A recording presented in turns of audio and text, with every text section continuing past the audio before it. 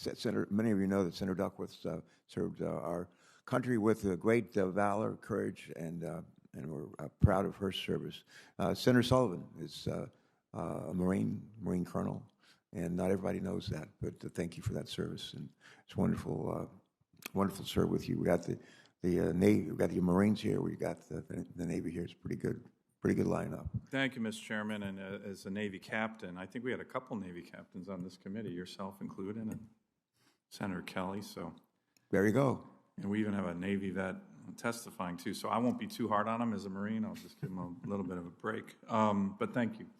Mr. Secretary, good to see you. I wanted to follow on our conversation. Last July, we talked about the needs at the Port of Alaska, and that's in Anchorage, and how important that is strategically, not just for Alaska, but for the country. And I'm going to remind you about some of that discussion. But first, I want to re-get your commitment to come on up to Alaska and actually see and walk the ground with me this port and other aspects of our infrastructure sometime soon.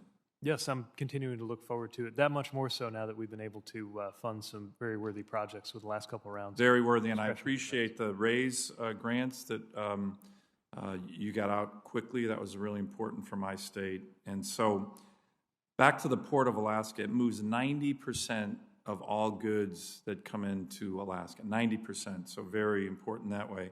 And that includes 90% of the liquid fuel, including most of the jet fuel used at J-Bear. So by the end of this year, Alaska is going to have over 100 fifth-generation fighters based in our state. Those are F-35s, F-22s. No place on the planet Earth has that kind of fifth-gen fighter firepower. And it's also most of the fuel used at Ted Stevens International Airport, which during the pandemic surged to the 4th busiest air cargo terminal in the world. So again, very strategic for the country. As you know, the Department of Defense designated 17 commercial strategic seaports that support the DoD mission. The Port of Alaska is one of just 17. I just actually met with the Transcom commander yesterday. We had a long discussion about this. In the FY 2020 NDAA, I included a requirement for an assessment by DoD and Transcom on our 17 strategic ports. The 2 DoD strategic ports that came in last in terms of their readiness, infrastructure capability was the Port of Tacoma and the Port of Alaska. And so Senator Cantwell and I have been working on getting a focus both on these 2 ports, which are actually interconnected in terms of commerce between our 2 states. So we're working on a meeting actually with you and the MIRAD commander.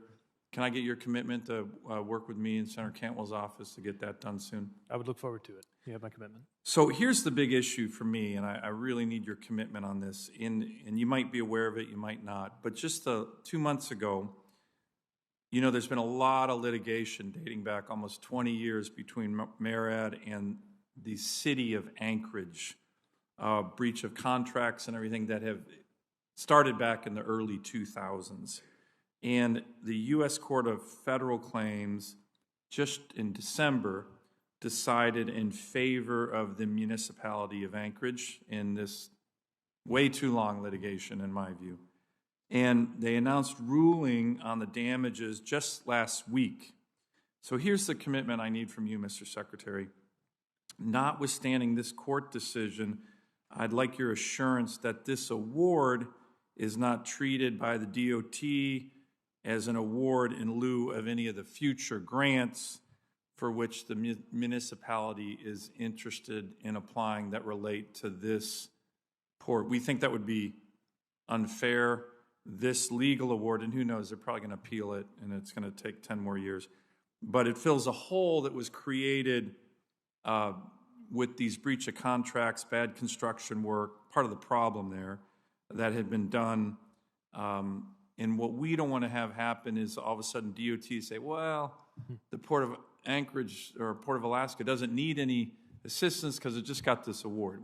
I think that would be unfair.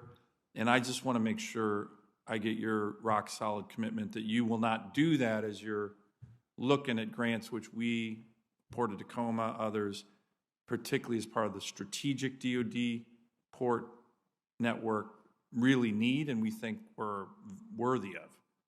Yes, I don't know of anything in that lawsuit or related to it that would have any effect on current eligibility for a grant there. Good. So nobody's going to go and go, well, you know, the Port of Alaska just got this big award, so we're not going to give them a grant because they just got something. That you're not going to do that. That's not how we'll evaluate grants. Okay, good. That's very important to me. I appreciate your straight up answer, and I just hope your staff's watching and all the people who do the evaluations, because their boss just said they're not going to do that. And my constituents, as you can imagine, we're happy about the award. I'm sorry, happy about the litigation finally looking like we've prevailed, but now they're worried that someone's going to take it out and use it against us, and I appreciate you definitively saying that's not going to happen. Thank you. Yeah, my understanding is all of the relevant issues are, as you pointed out, from many years ago. Yeah, almost 20 years ago. So we don't view that as relevant to current eligibilities for current grant programs. Great. I have some more questions for the record, Mr. Chairman, but thank you. I'm sure you do. But I think you got your money's worth here on the first round. So you're welcome to stick around for another round if you'd like. Thank you.